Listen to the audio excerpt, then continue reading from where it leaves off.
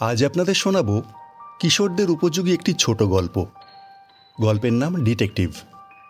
ছেলেবেলায় গোয়েন্দাদের সম্পর্কে যে অদ্ভুত ধারণা ছিল আমাদের মনে, এ গল্পে সেই ছেলেবেলা দিনগুলো ফিরে পাবেন আশা করি। গল্পের লেখক কৌশিক সেনগুপ্ত, গল্প পাঠে একক কণ্ঠে আমি কৌশিক। ট্রেনটা হর্ন বাজিয়ে দুলকি চালে টিকিয়াপাড়া স্টেশন ছাড়তেই প্ল্যাটফর্ম দিয়ে ছুটতে ছুটতে খোঁচা খোঁচা দাড়িওয়ালা পেঁপে মুখো লোকটা দরজার হাতল ধরে টপ করে ট্রেনে উঠে পড়ল। তাই দেখে কামরার যাত্রীরা হৈ হৈ করে উঠল। আরে মশাই, ওইভাবে রানিং ট্রেনে কেউ ওঠে? এখনই মরতে বসেছিলেন যে। কে আজীব আদমি হ্যায়। ও দাদা, সকালে কি খেয়েছিলেন? ইত্যাদি নানান মন্তব্যগুলো স্রেফ উপেক্ষা করে লোকটা এসে বসলো আমারই পাশে। ওর কাঁধে বাস কন্ডাক্টরদের মতন ফিতেওয়ালা ছোট্ট একটা ব্যাগ ছাড়া আর কিছু নেই। সিটে বসার পর পকেট থেকে ময়লা রুমাল বের করে বেশ করে মুখটুক মুছে হাঁপ ছেড়ে আমার দিকে তাকিয়ে বলল, বাপ, এই ট্রেনটা মিস হলে পাক্কা 1 ঘন্টা হাঁ করে বসে থাকতে হতো প্ল্যাটফর্মে। আমি কোনো জবাব না দিয়ে জানলা দিয়ে বাইরে ছুটে চলা গাছপালা দেখতে ব্যস্ত হয়ে পড়লাম। লোকটা নিজের মনে খানিক বকবক করে গেল। ইস, পাখাগুলোয় ধুলো পড়ে কি হাল, 1 ফোঁটা হাওয়া লাগছে না গায়ে। ওদিকে দেখো, কামরার মেঝেতে চিনে বাদাম আর লেবুর খোসা পড়ে রয়েছে, কি বিশ্রী লাগছে। ধুস! আমি মনে মনে ভাবলাম, আজব পাবলিক তো, ট্রেনে কোনোদিন চাপেনি নাকি। একটু পরে লোকটা একটা ফেরিওয়ালার কাছে কলা কিনে খোসা ছাড়িয়ে গপ গপ করে খেলো, যেন কতকাল খায়নি সে। তারপর সেই কলার খোসাটা বেঞ্চের তলায় ফেলে দিয়ে প্যান্টের উপর হাত মুছে গম্ভীর মুখে চোখ পিটপিট করতে করতে কি যেন ভাবতে লাগলো, যেন কিছুই হয়নি। রাগে আমার গা জ্বলে গেল। যেমন নোংরা চেহারা তেমনি নোংরা স্বভাব।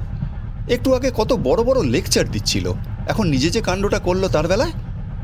লোকটা হঠাৎ আমার দিকে তাকিয়ে বলল, কটা বাজে খোকা? ট্রেনটায় ভিড় নেই, কামরায় অল্প কয়েকজন যাত্রী হাত পা ছড়িয়ে বসে আছে। তাদের কাউকে জিজ্ঞেস না করে আমাকে সময় জিজ্ঞেস করা একটু গর্ব হলো। তবে রাগ হলো খোকা বলায়। ক্লাস 8-এর ছেলেকে কেউ খোকা বলে ডাকে নাকি? নিজের হাত ঘড়িটা, যেটা গত বছর ছোট মামা আমার জন্মদিনে দিয়েছিলেন, চোখের ওপর মেলে ধরে গম্ভীর হয়ে বললাম, 10:22। ও, এই বলে খানিক চুপ করে থেকে তারপর নাকটা কুঁচকে সে বলল, একটা অদ্ভুত গন্ধ পাচ্ছ? এটা ট্রেনে না চাপলে টের পাওয়া যায় না। সিগন্যাল না পেয়ে গাড়ি হঠাৎ ব্রেক কষেছে, তাই ব্রেক শু পুড়ছে, তারই গন্ধ। তা যত যাই বলো না কেন বাপু, আমার আবার কাজ ঢাকা ফার্স্ট ক্লাসের চাইতে সাধারণ কামরাই ভালো লাগে। কেমন বাইরের হাওয়া খেতে খেতে যাওয়া যায়।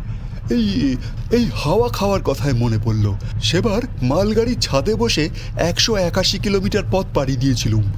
কাজটা অবশ্যই বেআইনি হয়েছিল, কিন্তু ওই যে বললাম, প্রকৃতির হাওয়া খেতে খেতে যাত্রা করার মজাই আলাদা। ভারী জ্বালাতনে পড়া গেল তো। সারাটা পথ লোকটা এরকম বকবক করে যাবে নাকি? সে বলে চলল, এই দুনিয়ার ট্রেন নিয়ে যত গল্প আছে, অন্য কিছু নিয়ে তত নেই। দূরপাল্লার ট্রেন হলে তো কথাই নেই। ইঞ্জিনের গল্প, এই 22টা বগির 22 রকমের গল্প, গার্ড সাহেবের গল্প, স্টেশনের গল্প, পাগলের গল্প। আমি আর থাকতে না পেরে বললাম, এর মধ্যে পাগল এলো কোথা থেকে? বোধহয় রাঁচি থেকে ভেগে এসেছিল, নিজের চোখে দেখা। শোনো তবে। আমি কান খাড়া করে বসলাম। আমার সামনের সিটে অ্যাটাচি কোলে বসা ভদ্রলোক, যিনি হাওড়া থেকে উঠেছিলেন, দেখলাম হাতে ধরা পেপারের আড়াল থেকে মুন্ডু বাড়িয়ে লোকটার কথাগুলো গিলছেন। লোকটা বলল, সেবারে কোথায় যেন যাচ্ছি, মনে নেই কো। আমার আবার জায়গার নামটা মনে থাকে না। এই ট্রেন একটা স্টেশনে এসে দাঁড়িয়েছে, জানলা দিয়ে চাওয়ালা ডেকে চা খাচ্ছি। সময় হওয়ার আগেই ট্রেন দিল ছেড়ে। সবাই তো খুব অবাক হয়ে গিয়েছে। এমন সময় জানলা দিয়ে দেখতে পেলুম কে একজন প্ল্যাটফর্ম দিয়ে ঘোড়ার মতো দৌড়ে ইঞ্জিনের দিকে গেল। খানিক পরে ঘ্যাস করে ট্রেনটা থেমে গেল। তারপরেই জানা গেল সর্বনাশ হতে বসেছিল। অন্যান্য যাত্রীরা যারা শুনছিল প্রশ্ন করল, কি সর্বনাশ দাদা, কি হয়েছিল? হয়েছিল কি, ড্রাইভার নেমেছিল কি একটা কাজে, ওদিকে একটা পাগল সকলের চোখ এড়িয়ে কিভাবে যেন উঠে পড়েছে ইঞ্জিনে। এটা ওটা টিপে ইঞ্জিন চালু করে বেটা মহানন্দে লাফাচ্ছে। ভাগ্যিস ট্রেনের স্পিড কম ছিল, আর ড্রাইভার দেখতে পেয়ে দৌড়ে গিয়ে ট্রেনে উঠে ইঞ্জিন থামালো, নইলে আজ এখানে বসে গল্পটা বলতে হতো না। লোকটার গল্পগুলো একদম ভালো নয়, বক বক করে মাথা ধরিয়ে দিল। উঠে অন্য সিটে বসলে কেমন হয়? বেশ হবে। মুখের মতো একটা জবাব দেওয়া যাবে, কিন্তু উঠতে হলো না।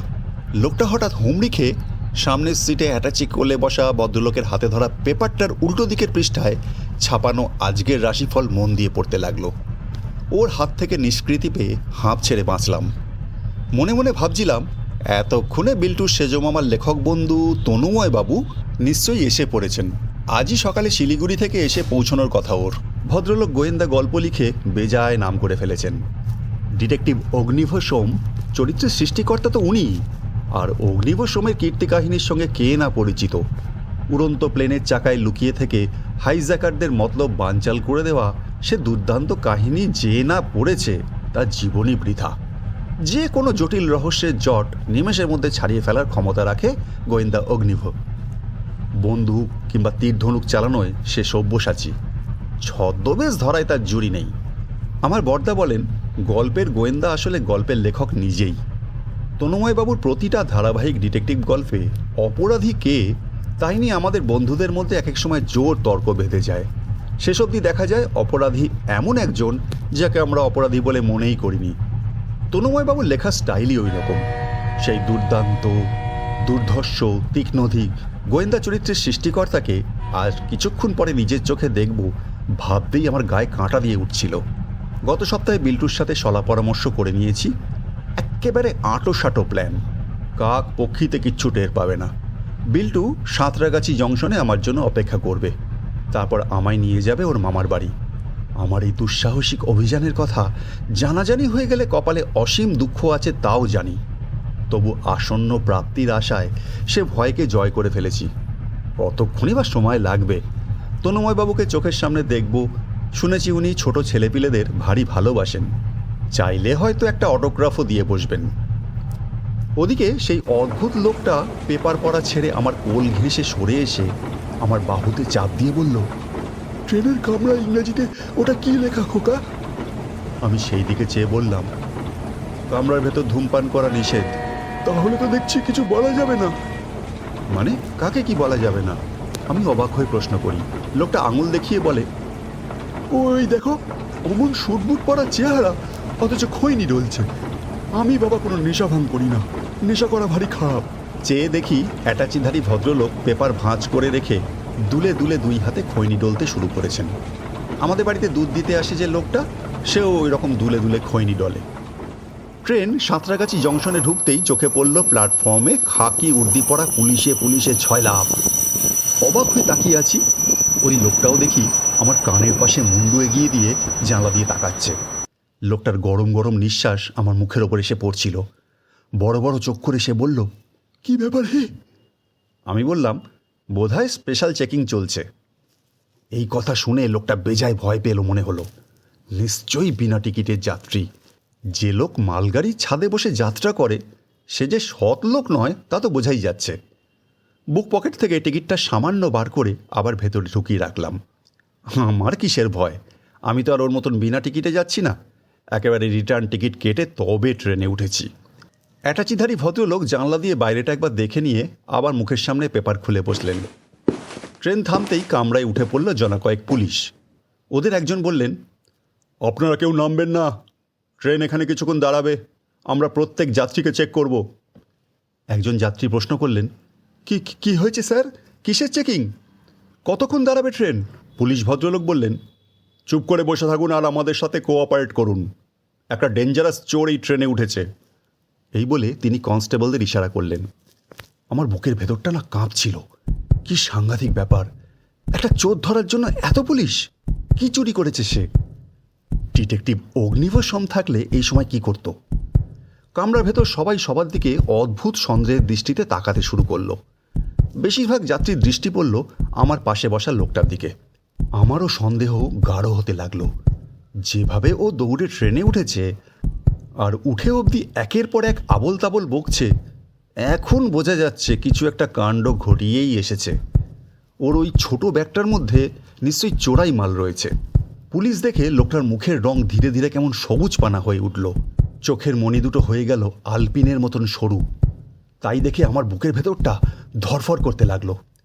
উফ, অমন দুর্ধর্ষ চোরটা কিনা একেবারে আমারই পাশে বসে। একজন পুলিশ আমাদের সিটের কাছে এসে সকলকে চেক করতে লাগলেন। আমার পাশে বসা সন্দেহজনক লোকটা ওর ছোট ব্যাগটার মুখ খুলে দেখিয়ে দিল। খ্যাংরা কাঠির মতন সরু সরু আঙুলগুলো যে ওর দস্তুর মতো কাঁপছিল তা আমার চোখ এড়ালো না। ব্যাগের ভেতর চোরাই মাল কিছু পাওয়া গেল না, তবে একটা পুরনো জামা, লম্বা একগোছা গোঁফদাড়ি, একটা বাইনাকুলার, একটা গগলস, পুরনো একটা নোট বই আর 2 মাথাওয়ালা পেন্সিল বেরোলো। সবকটা ভীষণই সন্দেহজনক। যে পুলিশটি সার্চ করছিলেন ধমক দিয়ে বললেন, এসব কি? দাড়ি নিয়ে কী করিস তুই? লোকটা হাত কচলে বলল, আগে স্যার, এককালে যাত্রাপালায় একটক করতুম কি না, বড্ড মায়া পড়ে গেছে দাড়িটার উপরে। আমি চোর ছ্যাচোর কিছু নই স্যার। ওর জামা প্যান্টের পকেট হাতড়িয়ে একটা বহু পুরনো মোবাইল ফোন বেরোলো। দেখলাম তার কিপ্যাডের সংখ্যা টঙ্কা সব মুছে গিয়েছে। চোরাই মাল কিছু পাওয়া গেল না দেখে আমার খুব অবাক লাগলো। ইস, ধরা পড়তে পড়তেও পড়ল না চোরটা। আমার পকেট সার্চ করতে 10 সেকেন্ডও সময় লাগলো না পুলিশের। তবে ওইটুকু সময়ের মধ্যে আমি তো ঘেমে নিয়ে অস্থির। আমার পালা শেষ হলে অ্যাটাচিধারী ভদ্রলোক ওর অ্যাটাচি খুলে দেখালেন। কয়েকটা কাগজ ছাড়া আর কিছু নেই। পুলিশটি ওর পকেটগুলো তল্লাশ করলেন। হাতে ধরা লম্বাটে কৌটো দুমুখ খুলেও দেখে নিলেন। কৌটোর একদিকে ভর্তি খৈনি, খুলতেই কামরার মেঝেতে খানিকটা পড়ে গেল, আর অন্যদিকে খানিকটা চুন রাখা। তারপর কৌটো ফেরত দিয়ে দুঃখিত স্যার বলে তারা এগিয়ে যেতেই আমার পাশে বসার লোকটা সবাইকে অবাক করে দিয়ে উঠে দাঁড়িয়ে বলল, স্যার এদিকে আসুন। কামরা শুদ্ধ সবাই চমকে উঠল সে কথা শুনে। পুলিশটি ফিরে এসে বললেন, কী হয়েছে? আগে ডায়মন্ড আছে স্যার ওই খৈনি কৌটোর মধ্যে। পুলিশটি অবাক হয়ে বললেন, ডায়মন্ডের কথা তুই জানলে কি করে? কে তুই হতভাগা? আগে স্যার আমি নবকেষ্ট, শখের গোয়েন্দা আমি। পুলিশের হয়ে আগেও কাজ করেছি। এরপর যা কাণ্ড হলো সিনেমাকে হার মানায়। অ্যাটাচিদারির হাত থেকে খৈনির কৌটোটা ছিনিয়ে নিল পুলিশ। খৈনিগুলো ফেলে দিতেই দেখা গেল ভেতরে ঝলমলে কয়েকটা পাথর রয়েছে। তাই দেখে অ্যাটাচিধারী রক্তশূন্য মুখে ঠকঠক করে কাঁপতে শুরু করলো। নবকেষ্ট নামে লোকটা ফিক করে হেসে বলল, আমার চোখকে ফাঁকি দেওয়া সোজা নয়। তুমি বাপু যখন প্রথমবার খৈনির কৌটো খুলেছিলে, নজর পড়েছিল কৌটোয় খৈনি ছিল সামান্যই। পুলিশ যখন কৌটো খুলে চেক করলো, দেখলাম টাপু টুপু ভর্তি।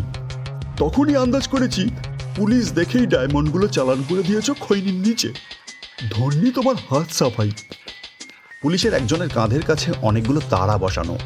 তিনি নবকেষ্টর পিঠ চাপড়ে বললেন, সাবাস, তোমার নাম শুনেছি বটে, আজ চোখে দেখলাম। তোমার নজর দেখছি ইগলের নজরকেও হার মানায়। সেট সুখদেব ঝুনঝুনওয়ালা চুরি যাওয়া হিরেগুলো শেষ পর্যন্ত উদ্ধার হলো। নবকেষ্ট মূলর দোকান খুলে হেসে বলল, তা যাবে না, গোটা একদিন নাওয়া খাওয়া ভুলে ওই মহাশয়ের পিছনে আঠার মতো লেগে আছে কি এমনি এমনি। আজ যখন ওর অ্যাটাচির ভেতর কিছু পাওয়া গেল না, পকেট তল্লাশিতেও কিছু বেরোলো না, মাইরি বলছি বেজায় ভরকে গিয়েছিলাম। সেটজি কিছু ডায়মন্ড নিয়ে দিল্লি থেকে এসেছিলেন কলকাতার এক জুয়েলারি ফার্মে অর্ডার সাপ্লাই দিতে। হাওড়া স্টেশনে নেমেই খেয়াল হলো নিজের অ্যাটাচি বলে যেটা তিনি বই নিয়ে চলেছেন, সেটা হুবহু ওর অ্যাটাচির মতন হলেও ওর নয়। খুলে দেখলেন গোটা কতক ছড়ার বই রাখা। অথচ ট্রেনে যতক্ষণ ছিলেন অ্যাটাচি কাজ ছাড়া করেননি তিনি। ওয়াশরুমে গিয়েছেন অ্যাটাচি হাতে নিয়ে, রাতে মাথার নিচে অ্যাটাচি পেতে ঘুমিয়েছেন। একেবারে ভেলকিবাজির মতন অ্যাটাচি বদল হয়ে গিয়েছিল। পুলিশ অফিসারটি বললেন, সত্যি ভারী আশ্চর্য রকমের চুরি হয়েছিল। নবকেষ্ট বলল, সেটজি রেল পুলিশে অভিযোগ জানান। আইজি সাহেব আমাকে চেনেন, অনেক অনুরোধ করে ওকে রাজি করাই যাতে এই কেসে আমি আমার মতন তদন্ত করতে পারি। তা স্যার, শেষ অবধি চোরকে কিভাবে খুঁজে পাই, কিভাবে গোটা একটা দিন ওর সঙ্গে ছায়ার মতো লেগে থাকি, সে অনেক বড় গল্প। চা খেতে খেতে বলবক্ষণ। টিকিয়াপাড়া স্টেশনে আমি পুলিশকে ফোন করে বলেছিলুম এই ট্রেনে ডায়মন্ড চোর যাচ্ছে। অ্যাটাচিধারী হাতে হাত করা পড়ল। ঠিক সেই সময় জানলা দিয়ে কে যেন বলল, এইটুকু নেমে আয়। তাকিয়ে দেখি বিল্টু। সঙ্গে সঙ্গে নেমে পড়লাম গাড়ি থেকে। বিল্টু কামরার ভেতর উঁকি দিয়ে আমায় জিজ্ঞেস করলো, কি হয়েছে রে, এত পুলিশ কেন? বললাম সে অনেক কথা, চোখের সামনে ডায়মন্ড চোর আর সত্যিকারের ডিটেকটিভ দেখেছি। বিল্টু উৎসাহিত হয়ে বলল, বলিস কি?